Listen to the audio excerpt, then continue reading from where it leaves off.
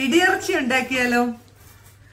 എല്ലാവരും ഇടിയിറച്ചി ഉണ്ടാക്കുമ്പോൾ ഉണങ്ങി അങ്ങനെയൊക്കെയല്ലേ ഉണ്ടാക്കുക. നമുക്ക് ഇന്ന് പച്ച ബീഫിൽ തന്നെ ഇടിയിറച്ചി ഉണ്ടാക്കാം. ചിക്കനിലും ഉണ്ടാക്കാം കേട്ടോ. അത് ഞാൻ വേറൊരു പ്രാവശ്യം കാണിച്ചു തരാം. ഇതിപ്പോ ദാ നോക്കിയേ, 1/2 കിലോ ബീഫ് ഞാൻ എടുത്തു വെച്ചിട്ട് ദാ ഇതുപോലെ ചെറുതാക്കി കണ്ടോ, നമ്മൾ സാധാരണ കറിക്ക് അരിയുന്ന പോലെ അരിഞ്ഞു വെച്ചിരിക്കുകയാണ്.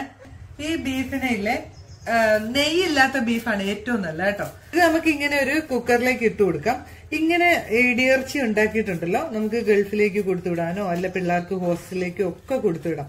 എത്ര നാൾ വേണേലും ഇരുന്നോളും കേട്ടോ. ഇത് കേടാവത്തില്ല. 3 പച്ചമുളക് 2ആയിട്ട് കീറി, ഒരു ചെറിയ കഷ്ണം ഇഞ്ചി കണ്ടോ ഇതുപോലെ ഒന്ന് അരിഞ്ഞിട്ട് കൊടുത്തു, കുറച്ച് കറിവേപ്പില, പാകത്തിന് ഉപ്പ്.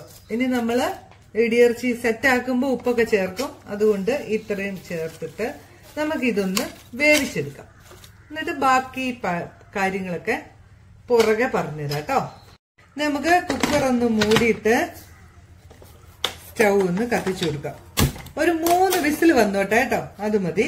അതിനുശേഷം ബാക്കിയുള്ള പരിപാടികളൊക്കെ ഞാൻ കാണിച്ചു തരാം. നമ്മുടെ ബീഫൊക്കെ വെന്തിട്ടുണ്ട്. ഇന്ന് തുറന്നു നോക്കാവേ.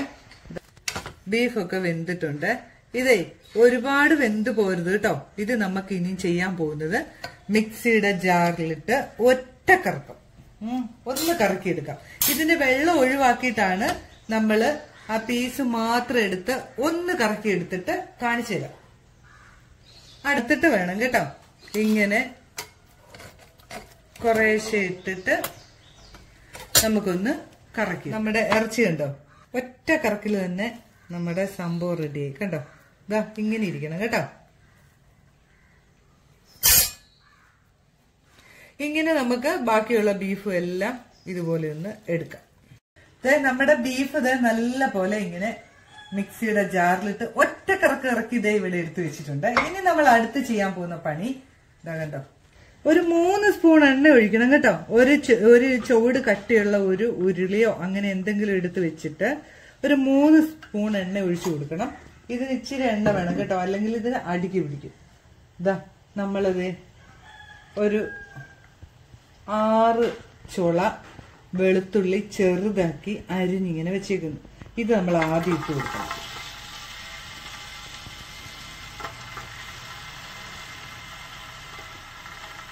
ഇതിന് നമ്മൾ പിന്നെ എടുത്തേക്കുന്നില്ലേ, ഒരു 300 ഗ്രാം ചെറിയുള്ളിയാണ്, ഒരു 5-6 വറ്റൽമുളക് ചെറുതായിട്ട് മുറിച്ചത്, പിന്നെ കറിവേപ്പില, പിന്നെ ഗരം മസാല, കുരുമുളക് പൊടി. ഇത്രയും തന്നെ ഉള്ളൂ നമുക്ക് ആവശ്യമുള്ള സാധനങ്ങൾ. നമ്മുടെ വെളുത്തുള്ളി ചുമന്ന് വരുന്നുണ്ട്. ആ സമയത്ത് നമുക്ക് വറ്റൽമുളക് ഇട്ട് കൊടുക്കണം.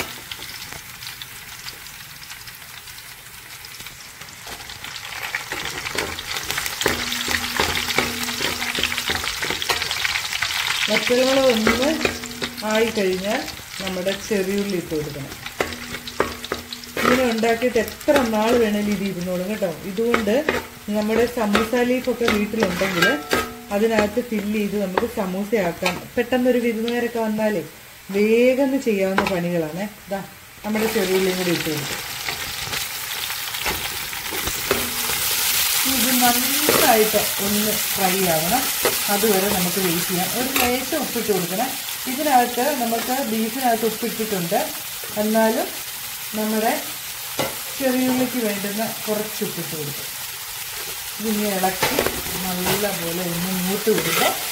നമുക്ക് ബീഫൊക്കെ ഇട്ട് കൊടുക്കാം.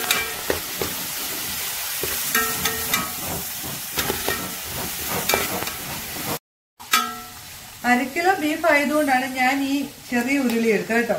1 കിലോ ബീഫൊക്കെയാണ്, ഉരുളിയുടെ വലിപ്പം കൂട്ടണം. അതുപോലെ തന്നെ നമ്മുടെ കറിവേപ്പിലയില്ലേ, കറിവേപ്പില എടുത്തിട്ട് ഇങ്ങനെ മുറിച്ചിടണേ. കാര്യം വെച്ചാൽ ഇടിയിറച്ചിക്കകത്ത് ഇങ്ങനെ മുഴുവനായിട്ട് ഇങ്ങനെ കിടക്കണ്ട. ഇപ്പം ഇങ്ങനെ മുറിച്ചിട്ടാൽ നമ്മൾ ചവച്ചങ്ങ് കുക്കോളും.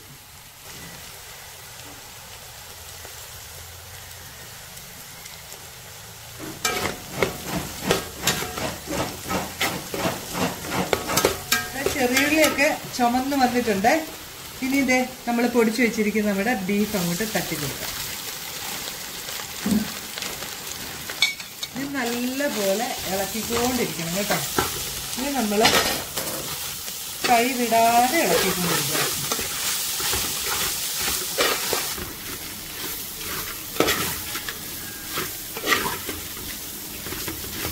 ഈ സമയത്തെ നമുക്ക് കുറച്ച്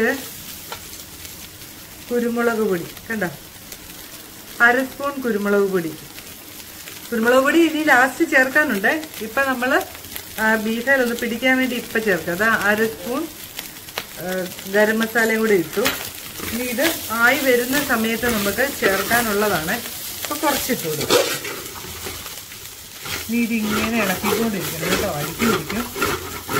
എണ്ണ പോരായ്മ ഉണ്ടെങ്കിൽ ഇച്ചിരി ഒഴിച്ചു കൊടുക്കണം കേട്ടോ. ഇതിപ്പം എനിക്ക് ആവശ്യമില്ല, ഇച്ചിരി കൂടെ കഴിയുമ്പോൾ നമുക്ക് നോക്കാം. അടിയൊക്കെ ഇങ്ങനെ നമ്മുടെ ഇൻഡാലിറ്റിൻ്റെ ഒക്കെ ഉരുളിയാണെങ്കിൽ നമുക്ക് ഇങ്ങനെ അടിക്കി കൊടുത്ത് കുറയും. ഓട്ടുരുളിയൊക്കെ ആണെങ്കിൽ ഒരു ലേശം എണ്ണ ഒഴിച്ചു കൊടുക്കാം. 1/4 സ്പൂൺ മതി കേട്ടോ. തീ ചെറുതീയിലായിരിക്കണേ. ഇത് ആ വിറകടുപ്പയിലൊക്കെ ഒന്ന് ഉണ്ടാക്കുവാണെങ്കിൽ എന്ത് എളുപ്പമായി കിട്ടുമെന്നറിയാം. എൻ്റെ വിറകടുപ്പ് ഞാൻ നിങ്ങളെ കാണിച്ചാല് എൻ്റെ മുഖം നിങ്ങൾക്ക് കാണാൻ പറ്റില്ല, തിരിഞ്ഞു നിൽക്കുന്ന പോലെയാണ്. അതുകൊണ്ടാണ് ഇപ്പം ഈ സ്റ്റൗവിൽ തന്നെ വെച്ച് കാണിച്ചു തരുന്നത്. നമ്മുടെ ഇടിയിറച്ചി കണ്ടോ അങ്ങനെ ആയി തുടങ്ങിയിട്ടുണ്ട്. കുറച്ചിങ്ങനെ ഇടതടവില്ലാതെ ഇങ്ങനെ ഇളക്കുമ്പോഴേ ഇങ്ങനെ ഓട്ടം കിട്ടും കണ്ടോ.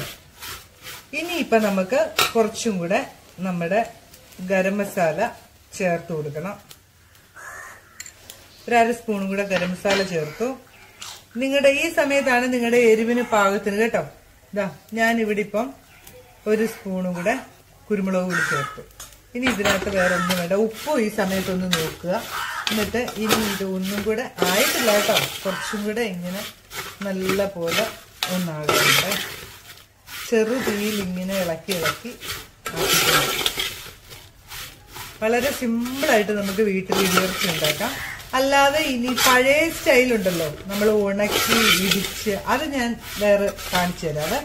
ഇതിപ്പം വളരെ എളുപ്പത്തില് ഫാസ്റ്റായിട്ട് ചെയ്യാവുന്ന ഒരു ഇടിയിറച്ചിയാണ്. ഇടത്തേക്കൊക്കെ കൊടുത്തു വിട്ടാലും ഒന്നും ആവത്തില്ല കേട്ടോ.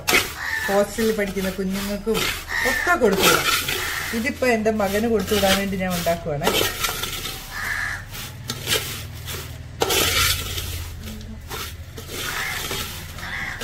അങ്ങനെ നമ്മുടെ ഇടിയിറച്ചി റെഡി ആയിട്ടുണ്ട് കേട്ടോ. നല്ലപോലെ ഓട്ടം കിട്ടുന്നുണ്ടോ, നല്ലപോലെ മൂത്തു എന്നുള്ളതാണ്. പിന്നെ ഇങ്ങനെ ഒന്ന് പിടിച്ചു നോക്കണം കേട്ടോ. കണ്ടോ.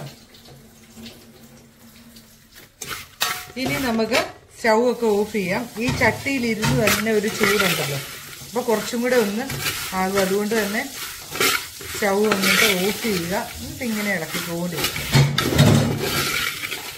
എരിവും ഉപ്പും എല്ലാം നോക്കുക. കുരുമുളക് പൊടിയും ഗരം മസാലയും ഒക്കെ പാകമാണോ നോക്കുക.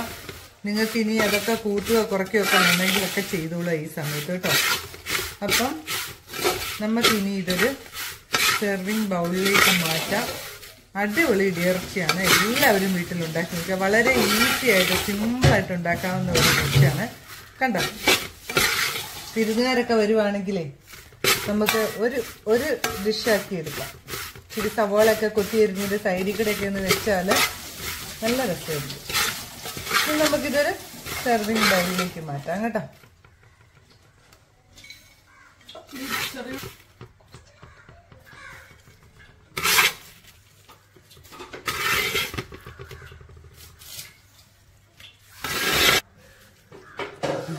ഇനി നമുക്കിതൊന്ന് ടേസ്റ്റ് ചെയ്ത് നോക്കാം. സൂപ്പർ ടേസ്റ്റ് ആണ്. എല്ലാവരും ഉണ്ടാക്കി നോക്കുക കേട്ടോ. അതുപോലെ തന്നെ നിങ്ങളിത് ഷെയർ ചെയ്ത് കൊടുക്കുകയും വേണം. എന്നെ ഒന്ന് ഫോളോ ചെയ്യണേ. ഇനി ഞാൻ പുതിയൊരു ഡിഷുമായിട്ട് വരുന്നതായിരിക്കും.